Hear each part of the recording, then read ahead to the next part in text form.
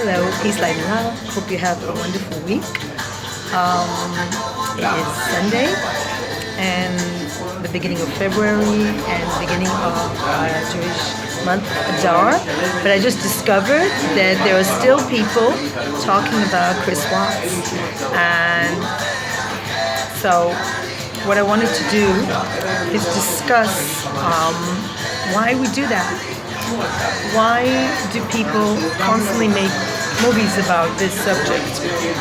And I think if you want to understand what happened, I can understand that.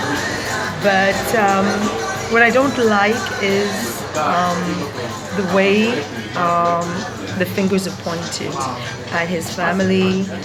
And because what family is perfect? I was just thinking about my own family and thinking, what family is perfect? You know, a family where everybody loves each other, everybody respects each other. Because that's what a lot of times Hollywood films, TV series, they make us feel like we all have to get along and everything, and to expect. And the more you expect, the more you're disappointed. So I had this weird experience of running into somebody who turns out works with my cousin in a hospital. My cousin became a doctor, and my aunt ordered her not to invite me to her wedding, not to contact me or my siblings, not to talk to my mother or me because of a dispute over a small little object that she thought belonged to her. And then she thought it was worth it just ignoring my mother for over 20 years, not talking to her. And then my cousin shows up, she's a doctor, she shows up at my mother's funeral and ignores me. She's married to a clinical psychologist that studied with me I have a BA in psychology. I'm not a psychologist, thank God. But I'm just like, what's going on? You're married to a clinical psychologist and you're a doctor and you ignore your cousin at her mother's funeral. According to Judaism, it's a time for people to embrace family. And you're supposed to sit Shiva, which is a mourning period. And not only did they not sit Shiva, which according to Judaism they should, over a sister, my mom, their aunt, but they just walked past me, didn't even look at me. My mother's funeral. And lo and behold, my brother connected with her. I disconnected from my siblings because I realized they were not interested in me or my children. Finally, my eyes opened because my mother was always making excuses for them. Oh, he didn't mean to put you down. It's just his sense of humor. Oh, he didn't mean to say mean things to you. It's just his sense of humor. Well, it's not. So what I wanted to say is, from the Chris Watts case, a person like me has a feeling of relief that I'm not the only one with a family that, surprise, like a jack in the box, pops up with horror. And again I'm disappointed. Again and again I'm like, why don't I have a loving home? Why don't I have a nice family? Why did they treat me like I'm such a bad person when I don't think I did anything bad? From the age of 13 to 23 till my grandmother passed away, every Friday night I was there. Every Friday night I listened to Holocaust stories that she had about her family, listened to descriptions of concentration camps and gas chambers, which she didn't fortunately she didn't undergo that, but she barely escaped, and her entire family was murdered. Concentration camps, her siblings and her mother were murdered, and she needed to talk. So I was, from the age of 13 to 23, almost the only person there with her and her husband. My grandparents, may they rest in peace, but only there. My brother, I would force him, like, come on, come with me, would very rarely show up. And then after my grandmother died, they started a major war over the content of the apartment. I used to embroider when I was a teenager to calm down, and I made a beautiful embroidery of cat. Where is it? And that's like something with a sentimental value, because I can't show my children, look, what did they do with it? Just toss it out? I have one thing from that apartment. Then my aunt started spreading rumors as if I came to the apartment. It's like, why? Why would I do that? I came there every Friday. Why would I do that? And the opposite, I always gave them little gifts, knickknacks, and I loved my grandparents, and I never expected anything. The fact that they just didn't mention us in the will and left all their entire possessions to my aunt who didn't talk to my mother, didn't talk to us. Why would she not talk to us? She got the money, she got the property. It's so crazy. And the same thing with my siblings. They got the money, they got all the property, they got everything, and then they don't talk to me or my kids. Or if they talk to my kids, it's to turn them against me, saying that I'm the problem. I'm the one who's making war, which I'm not. I'm just angry that my mother was living alone and nobody looked at her. I was living abroad, I couldn't help her, and they never told me she's going to undergo heart surgery. So what I wanted to say about Chris Waats in this is that I realized I lived in a family. Life coach in Switzerland opened my eyes that I attract psychopaths. And the way I made it tikkun, which is the Jewish phrase of repair, is I worked in a prison. I never had a problem with them, but I realized somewhere they are psychopaths. But I felt bad for them because I do believe that there are social environments and family environments that contribute to a person becoming a sociopath. So this is what I've learned, what is a psychopath, a sociopath, trying to define Chris Waats. Sociopaths are often called psychopaths and vice versa, but there are differences. And the main differences are that psychopaths are more likely to get in trouble with the law, and sociopaths are more likely to blend in with society. So what I understood as a sociopath is a sort of softened version of a psychopath. They have antisocial personality disorder. It's defined in the Diagnostic and Statistical Manual of Mental Disorders. I am not a therapist. I did take one semester of therapy studies in Lesley University, but I chose to go into education because I wanted a more positive outlook at life, not always seeing what's wrong with people. But fortunately, in life, we do sometimes need to see what's wrong with people in order to keep safe, to understand how to deal with them. So, while sociopathic can only be diagnosed at the age of 18 or above, the following must be before the age of 15.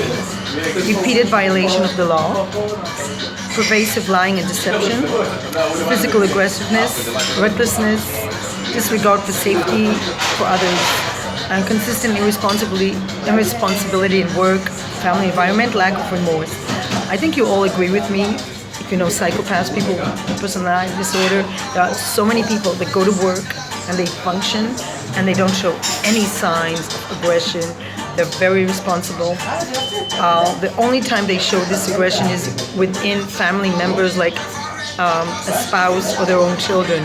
They're very nice to other people outside the family, but in the family they take out all their anger on the family.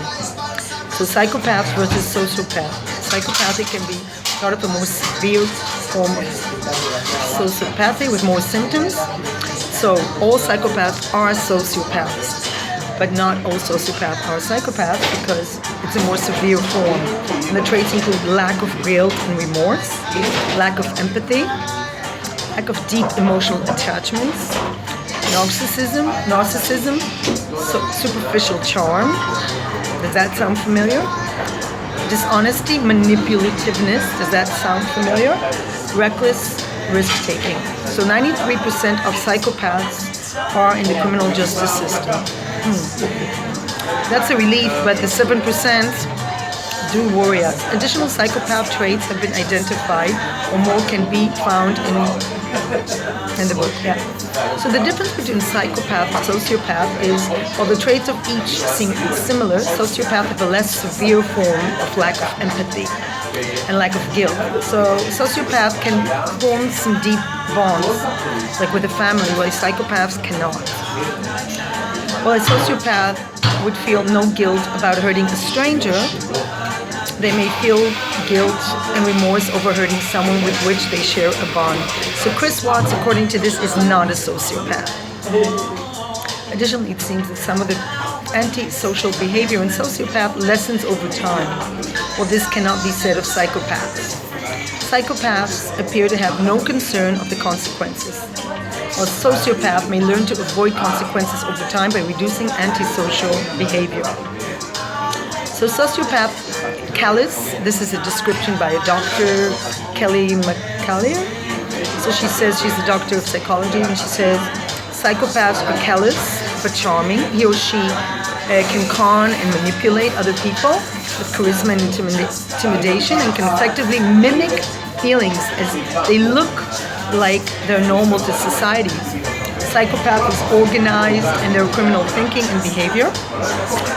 That's exactly Chris Waats. And they can maintain good emotional and physical control, displaying little or no emotional or autonomic arousing, even under a situation that most find threatening or horrifying. So that's Chris Waats to them. Exactly. Psychopath is keenly aware what he or she is doing wrong, but does not care. Sociopath is less organized. He or she may be nervous, agitated, quick to display anger. Sociopath is more likely to spontaneously act out in inappropriate ways without thinking through the consequences. So they don't have this planned, like they're not all planned like Chris Waats, who is very planned. Compared to the psychopath, the sociopath will not be able to move through society committing callous crimes as easily as they can form attachment, often have normal temperaments. So I don't know what other people have been saying on the internet, but Chris Waats is clearly a psychopath. He had to Google what to say when you love somebody. Because we have to remember that psychopaths are like the invasion of the body snatchers. If you've seen the film, please look it up if you haven't. It's this pods from outer space. They look human, but they're not. They often had jokes like this about divorce lawyers. What's the difference between divorce lawyer and laboratory animals? They look like human, but we don't get emotionally attached to them. And so it's a bad joke. But there are professions like certain types of lawyers that definitely require a person to be a psychopath or a sociopath. I do believe that in the legal profession there are many people. We just had here the head of the Lawyers Association parked in handicap space. He abused his position. A lot of politicians, a lot of people in powerful positions, and lawyers definitely display traits of being psychopaths. They don't care. They don't care about the people. Divorce lawyers have been known to not care how it harms the children, how it harms the other side. They just go for the money, and they don't care that an abusive and violent man is free. And they don't care if an abusive mother has children. They don't care if an abusive father has children. They don't care about the children. They just care to get the case. They get violent men free. And that goes for other lawyers as well. They focus on getting their clients free.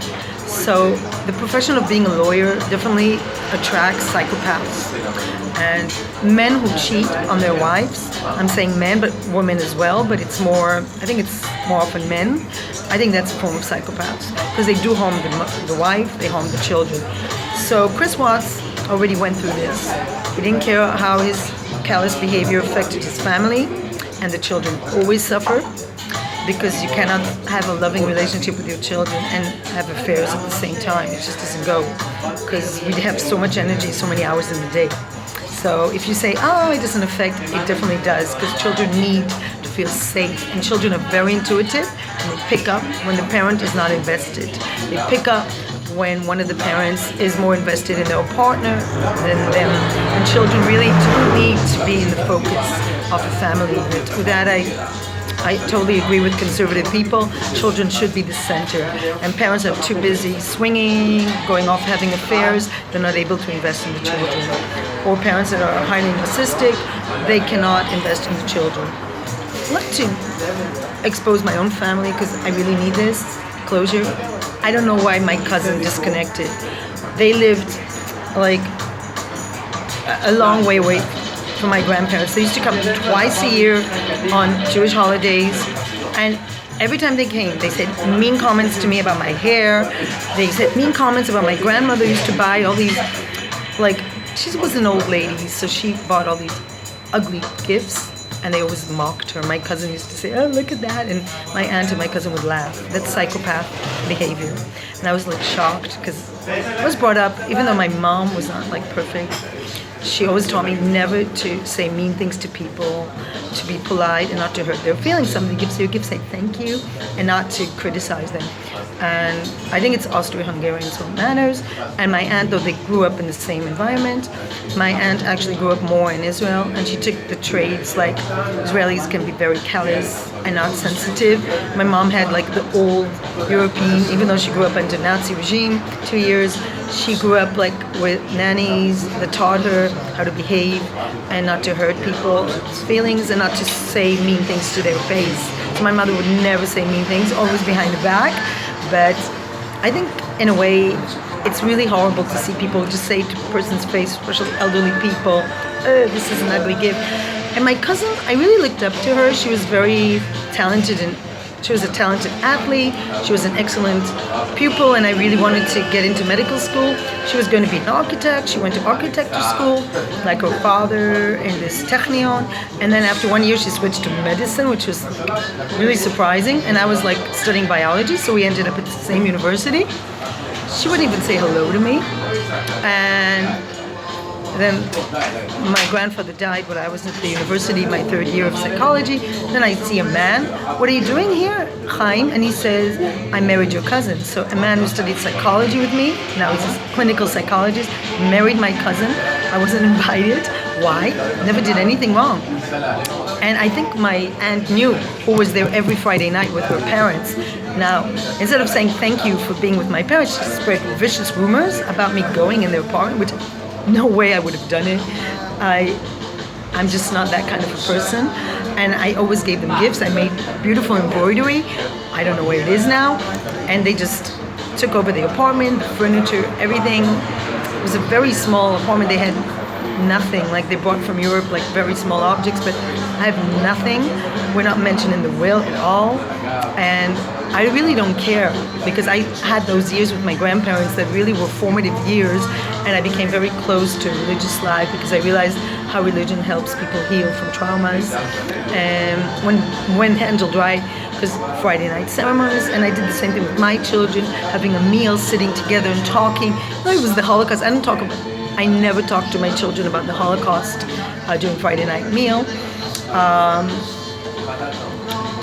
I try to make it a joyous occasion, and I celebrate all the Jewish holidays, only thanks to the fact I was exposed to my grandparents.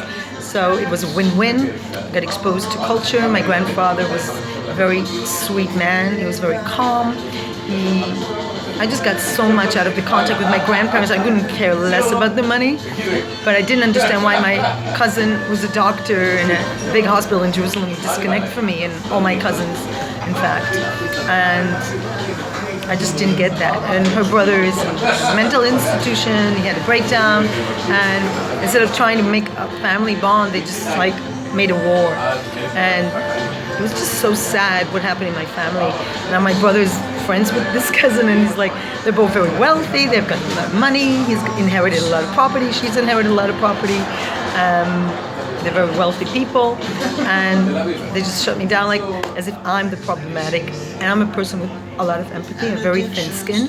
I always feel pain, so I couldn't be a doctor, I couldn't be a psychologist. Anytime somebody has a problem, I really take it on upon myself. And it's not that I'm an angel, but it's just the way I am, so I can't be a therapist. I lose sleep when I see people suffering. Working in the prison really helped me, because instead of dating psychopaths or marrying them, I worked with them and I had a distance. I didn't say anything about myself. I listened to them. And I think psychopaths can be very endearing. They know how to charm people. They know how to give you compliments. They really loved studying with me. They were very smart. But I don't know if they were psychopaths, but people said that a lot of prisoners are psychopaths. But a lot of them were victims of society, became very wealthy, and they having nothing, and they just like became criminals because they were just like suffering from always not having anything and just seeing other people very wealthy. So there are social reasons for people to be criminals, because society is so, there's such differences between poor and rich, which I know, call me naive, but I do definitely prefer that to capitalism where nobody cares. There must be a middle way, but I just don't like politics where I'm rich, I don't care about others, which is why I don't have to tell you I'm not going to vote for the current Israeli Prime Minister. No way. And I've never voted right-wing. So if you have some bad ideas about Israelis, so maybe I can break that stereotype. I've never ever voted right-wing. I am a Zionist and I believe this is my country, and I have very deep roots in this country, but I've always been encouraged to build bridges of peace, whether it's with Arabs, whether it's with people with different opinions. And as for my cousins, it's her choice. And the great French writer and philosopher Albert Camus, Algerian actually, said that the choices we make in life are who we are. And going back to Chris Waats, he was a horrible person, and I don't want to talk about him because I don't want to think about horrible people. But when I see people focus on his mother, and being a bad mother-in-law is not surprising. However, I must add, I think it's very hard to be a mother. It's very hard not to resent the woman your son picks. There's always like a very well-known tension between the mother-in-law and the wife. They took it to extreme. But talking badly about Cindy Watts, who didn't murder her daughter-in-law, she said she did horrible things. She definitely was inappropriate. But there's a difference between saying, although in Judaism, saying bad things about a person and killing is actually similar. Judaism says that speaking badly about people is like killing them. And I definitely agree with that, having had my family say horrible things about me and just treating me very badly, and knowing that I was just such a loving child. I was picking up kittens, taking them home, and always taking care of animals, taking care of my grandparents, and never wanting anything in return, just because I like taking care. This is how I am.